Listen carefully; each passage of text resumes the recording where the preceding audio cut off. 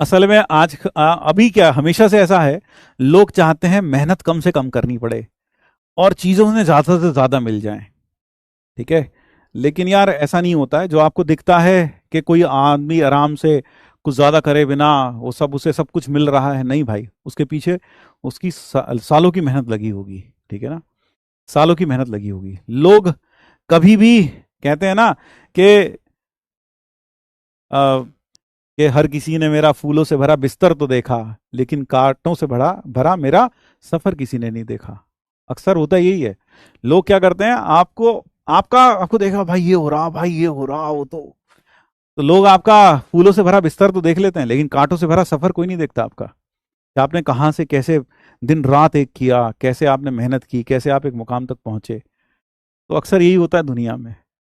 यही होता है दुनिया में। ठीक है। सो पढ़ाई करिए, पढ़ाई का कोई तोड़ नहीं है। और गरीब आदमी की ज़िंदगी बदलने के लिए मैंने हमेशा कहा कि भाई, गरीब आदमी की ज़िंदगी उसे खुद ही बदलनी पड़ती है। कोई ऊपर से भगवान या फरिश्ता नहीं आता।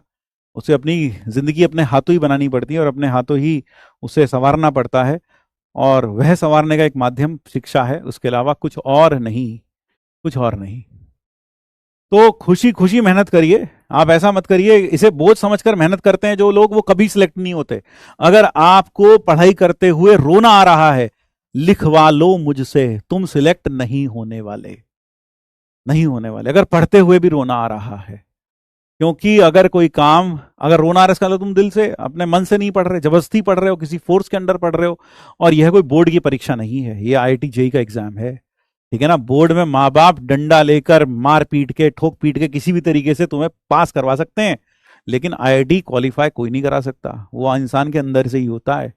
तो आज तक तुमने ऐसा सुना कि मम्मी साथ में बैठी थी एक बच्चे के और मम्मी रोज उससे लेसन सुनती थी, फिर मम्मी रोज उसका टेस्ट लेती थी, फिर एक दिन वो बच्चा आईएएस बन गया है? आईएएस नहीं भाई। तुमने यही सुना होगा कि वो लड़का दिन रात पढ़ाई करता था, है ना, अपने आप को कमरे में बंद कर लिया था, दुनिया से बिल्कुल कट ऑफ, और पढ़ाई कर रहा था दिन रात, और फिर वो आईएएस बना।